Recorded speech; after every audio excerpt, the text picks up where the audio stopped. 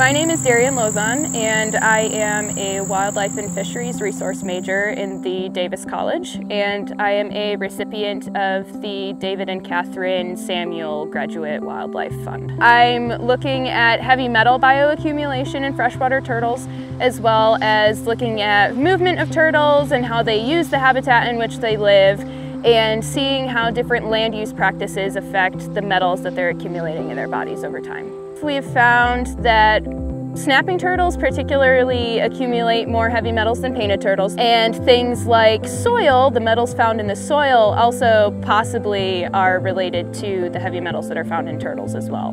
What I could do with the information I find with my study is I could educate landowners and seeing how we could possibly change these habitat types to promote the health of not only the wetlands but the turtles that live in them.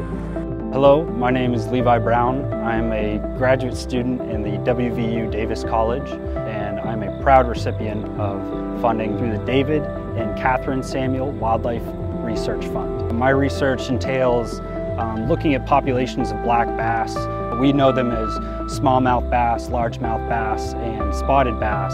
So I'm looking at the population characteristics of these three species in West Virginia's large navigable rivers. When I look at the Monongahela River, are the populations more weighted towards younger, smaller fish, or are there a fair amount of older, larger fish in these systems? So being able to tell what the mortality of a certain population is extremely important to know if the fishing pressure is really having an effect, or whether there's some sort of natural mortality that's bottlenecking the populations. My name is Stephanie Augustine, and I am a graduate student at the Davis College at West Virginia University. My research studies Canada warbler demography in the Central Appalachian Mountains. We don't know a whole lot about their population here, but we do know they're decreasing everywhere throughout their range except West Virginia, so we don't know why, and that's why we're looking at their survival rates and their reproduction rates, as well as where are they migrating to, because maybe they're going to an area which is less disturbed in South or Central America, and that's where they're wintering, and maybe that's why their abundance is doing okay in West Virginia. So external funding has helped me be able to go to conferences. So the Wildlife Society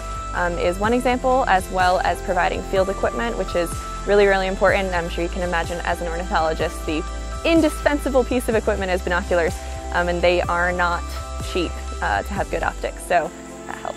If I had anything to say to the donors, I would first say thank you, just because it really does make a huge difference. They're saying, hey, I want to put money into this project, and it really means a lot to us, which means a lot to me to hear from them, especially somebody like Dr. Samuel, who's been around in the Davis College, and it means a lot hearing from him that he wants to invest in the work that I'm doing.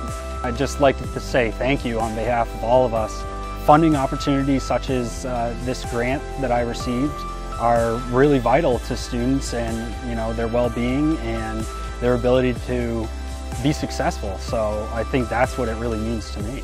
We're here for the love of it and not for the money in the field. So having resources funded externally really, really helps us facilitate that research project and that passion. It's just really great to be able to be part of a large cohort that is the Davis College, and being able to say, I'm from West Virginia University and I am making a difference in my community.